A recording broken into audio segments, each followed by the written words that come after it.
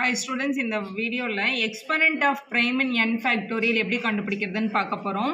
Find the exponent of 3 in 50 factorial அப்படின்ற மாதிரி question வந்து காம்படிட்டிவ் எக்ஸாம்ஸ்ல எல்லாம் பார்க்க முடியுது. இதுக்கு ஈஸி எப்படி கண்டுபிடிக்கிறதுன்றத ட்ரிக் இங்க பார்க்கலாம். இதுதான் ப்ரொசீஜரும் கூட. முதல்ல இந்த கான்செப்ட் தெரிஞ்சிக்கிறதுக்கு முதல்ல ஃபேக்டோரியல்னா என்னன்னு தெரிஞ்சுக்கோங்க. ஃபேக்டோரியல்னா இப்போ n ஃபேக்டோரியல்னா n ல இருந்து ஸ்டார்ட் பண்ணி n-1 n-2 அப்படியே மல்டிபிள் பண்ணிட்டே வரணும்.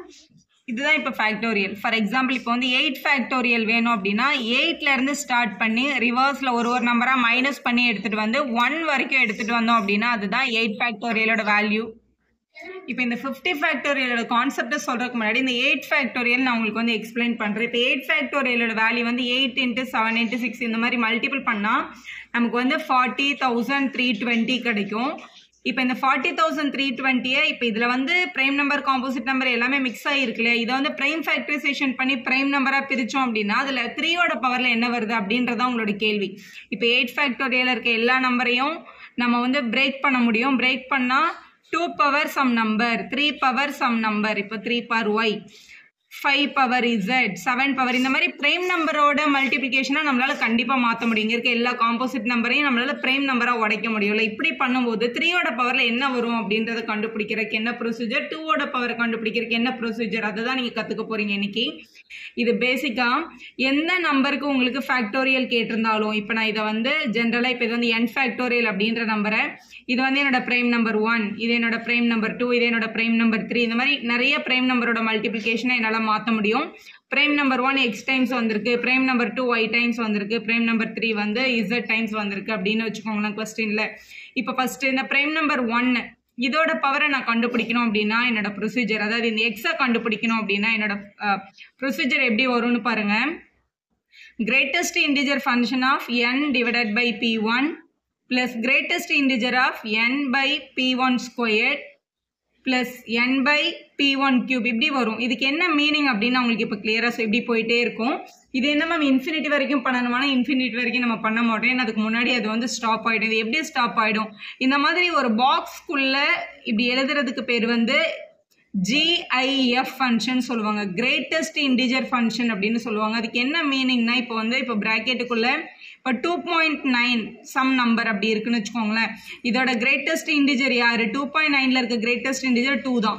இப்போ 2.1 வந்தாலும் நம்ம வந்து கிரேட்டஸ்ட் இன்டிஜர் வந்து என்ன தான் எழுதுவோம், 2 அப்படின்னு தான் எழுதுவோம்.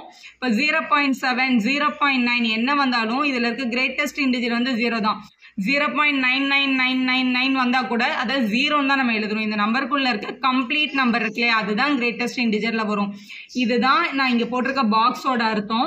இது எப்படி இதுக்கு ஒர்க் அவுட் ஆகுது, இதோட பவர் வந்து எப்படி கிடைக்குது அப்படின்னு நம்ம முதல்ல பார்க்கலாம். ஏன் இதை வந்து p 1 டைம் பண்றோம், அப்புறம் p செகண்ட் டைம் பண்றோம், அப்புறம் அதை கியூப் பண்ணி ஏன் பண்றோம் அப்படின்னு பார்க்கலாம்.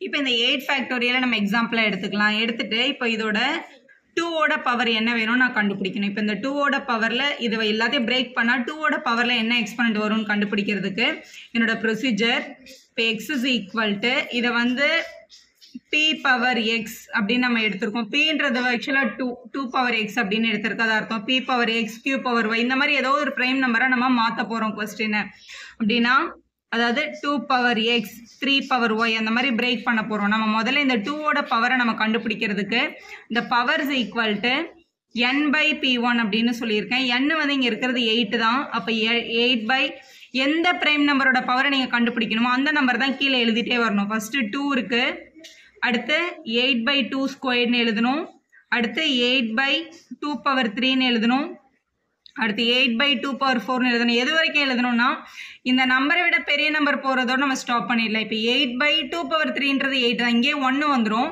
இதை விட பெரிய நம்பர் நியூமரேட்டரை விட கீழே பெரிய நம்பர் வந்ததுன்னா அதோட ஆன்சர் கண்டிப்பாக 0 பாயிண்ட் சம்திங் தான் வரும். இப்போ 0 பாயிண்ட் சம் நம்பர் கிரேட்டஸ்ட் இன்டிஜரில் வந்துச்சுன்னா அதை 0ன்னு தான் சொல்லுவாங்க. அப்போ இதுக்கு அப்புறமா வரப்போகிற எல்லா டேர்மும் கண்டிப்பாக 0 தான் நமக்கு ரவுண்ட் ஆஃப் ஆகும். இப்போ 8 பை 2 நம்ம டிவைட் பண்ணால் 4 வரும். 4 வந்து ஒரு கம்ப்ளீட் நம்பர் தானே, அதனால அதை அப்படியே வெளியே எடுத்துக்கலாம் 4. இது 8 பை 2 ஸ்கொயர் பண்ணால் 4 கிடைக்கும். 8 பை 4ஓட வேல்யூ 2. 8 பை 2 பவர் 3 வந்து 8 தான். 8 கேன்சல் பண்ணால் 1. இது 8 பை இங்கே 16 வந்துடும். ஆனால் பிக் நம்பராக இருக்குது, 0 பாயிண்ட் சம்திங் வரும். அப்போ அதோட வேல்யூ 0. இதுக்கப்புறமா இருக்க எல்லா டேர்ம்ஸும் கண்டிப்பாக 0 தான். இந்த 4 + 2 + 1ன்ற கவுண்ட் நமக்கு எப்படி தெரியுமா கிடைக்குது, இப்போ இதுதான் என்னோட ஃபேக்டர்ஸில் 8 இந்த 2க்குள்ள ஒரே ஒரு 2 இருக்கு. இந்த 4க்குள்ள 2 வந்து 2 டைம்ஸ் இருக்கு. 6க்குள்ள ஆக்சுவலா 2ம் 3ம் வந்துரும் ஃபேக்டர்ஸ்ல.